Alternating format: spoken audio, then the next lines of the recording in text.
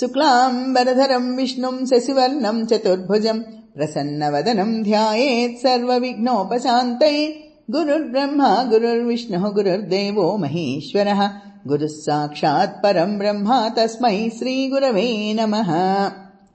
सदा बालरूपापि विघ्नाद्रिहन्त्री महादन्ति वक्त्रापि पञ्चास्यमान्या विधीन्द्रादिमृग्या गणेशाभिधामे विधत्तां श्रियं कापि कल्याणमूर्तिः। न जानामि शब्दं न जानामि चार्थं न जानामि पद्यं न जानामि गद्यं चिदेका षडास्या हृदि द्योतते मे मुखान्निस्सरं ते गिरश्चापि चित्रम्। मयूराधिरूढं महावाक्यगूढं मनोहारिदेहं महच्चित्तगेहं महीदेवदेवं महावेदभावं महादेवबालं भजे लोकपालम्।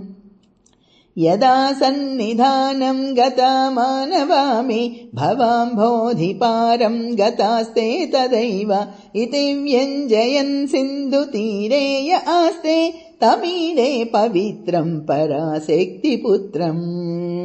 यथाब्देस्तरङ्गालयं यान्ति तुङ्गाः तथैवापदः सन्निधौ सेवतां मे इति वोर्मिपङ्क्तिर्नृणां दर्शयन्तं सदा भावये हृत्सरोजे गृहन्तम्।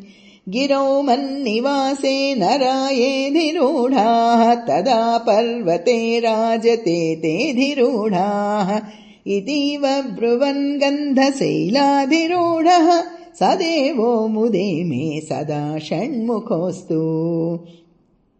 महाम्भोधितीरे महापापचोरे मुनीन्द्रानुकूले सुगन्धाख्यशैले गुहायां वसन्तं स्वभासालसन्तं जनार्तिं हरन्तं श्रयामो गुहन्तम्। लसत्स्वर्णगेहे नृणां कामदोहे सुमस्तोमसञ्छन्नमाणिक्यमञ्चे समुद्यत्सहस्रार्कतुल्यप्रकाशं सदा भावये कार्तिकेयं सुरेशम्। रणध्वंसके मञ्जुलेत्यन्तसोणे मनोहारि लावण्यपीयूषपूर्णे मनः षट्पदो मे भवक्लेशतप्तः सदा मोदतां स्कन्दते पादपद्मे। सुवर्णाभदिव्याम्बरैर्भासमानां क्वणत्किङ्किणीमेखला शोभमानां लसद्धेमपट्टेन विज्योतमानां कटिं भावये स्कन्दते दीप्यमानाम्। पुलिं देशकन्या घना भोगतुङ्गस्तनालिङ्गनासक्तकाश्मीररागम् नमस्याम्यहं तारकारे तवोरः स्वभक्तावने सर्वदा सानुरागम्। विधो क्लृप्तदण्डान् स्वलीलाधृताण्डान् निरस्ते भसुण्डान् द्विषत्कालदण्डान् हतेन्द्रारिषण्डान् जगत्राणसौण्डान् सदा ते प्रचण्डान् श्रेये बाहुदण्डान्। सदा शारदाः षण्मृगाङ्काय स्युः समुद्यन्त एव स्थिताश्चेत् समन्तात् सदा पूर्वबिम्बाः कळङ्कैश्च हीनाः तदा त्वन्मुखानां ब्रुवे स्कन्दसाम्यम्। स्फुरन्मन्दहासैः सहंसानि चञ्चत् कटाक्षावळी भृङ्गसङ्घोज्ज्वलानि सुधास्यन्दिबिम्बाधराणि ससूनो तवालोकये षण्मुखाम्भोरुहाणि। विशालेषु कर्णान्तदीर्घेष्वजस्रं दयास्यन्दिषु द्वादशस्वीक्षणीषु मयीषत्कटाक्षः सकृत्पातितश्चेत् भवेत्ते दयाशीलकानामहानिः। सुताङ्गोद्भवो मेसि जीवेति षड्धा जपन्मन्त्रमीशो मुदा जिघ्रतेयान् जगद्भारभृद्भ्यो जगन्नाथ तेभ्यः किरीटोज्ज्वलेभ्यो नमो मस्तकेभ्यः।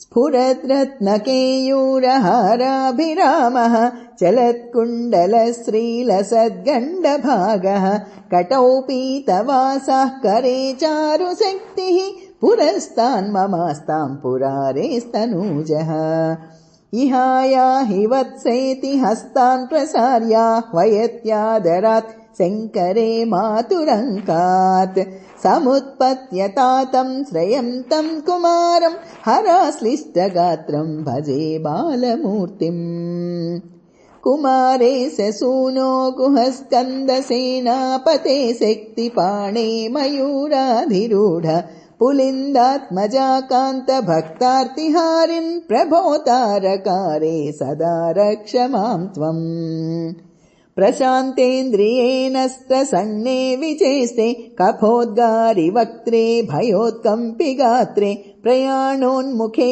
मय्यनाथे तदानीं धृतं मे दयाळो भवाग्रे गुहत्वम् कृतान्तस्य दूतेषु चण्डेषु कोपाद् दहच्छिन्दिभिन्दीति मां तर्जयत्सु मयूरं समारुह्य माभैरिति त्वं पुरस्यक्तिपाणैर्ममायाहि शीघ्रम्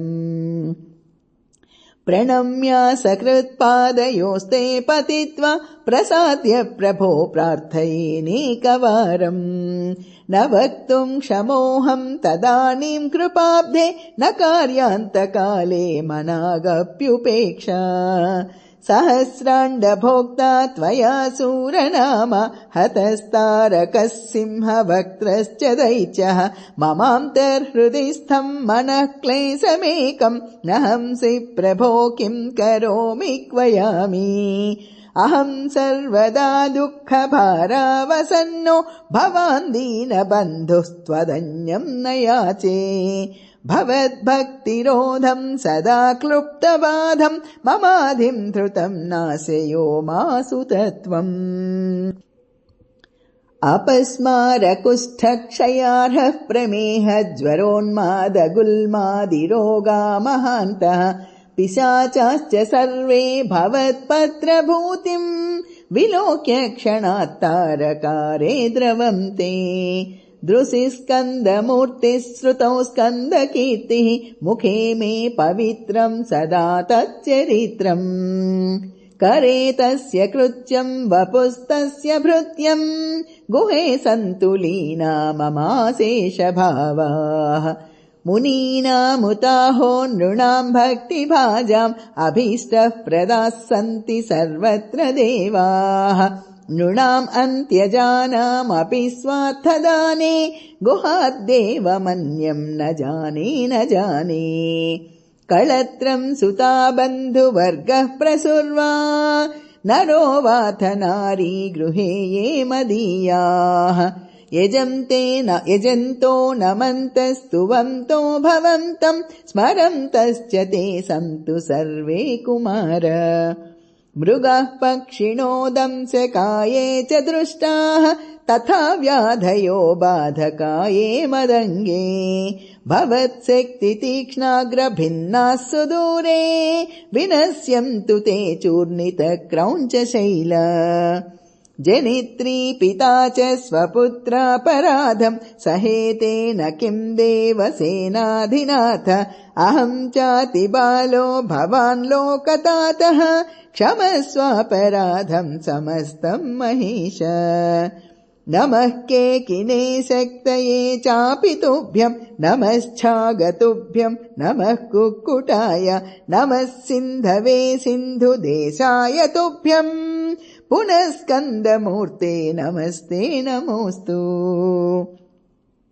जयानन्दभूमन् जयापारधामन् जयामोघकीर्ते जयानन्दमूर्ते जयानन्दसिन्धो जयाशेषबन्धो जयत्वं सदा मुक्तिदानीश सूनो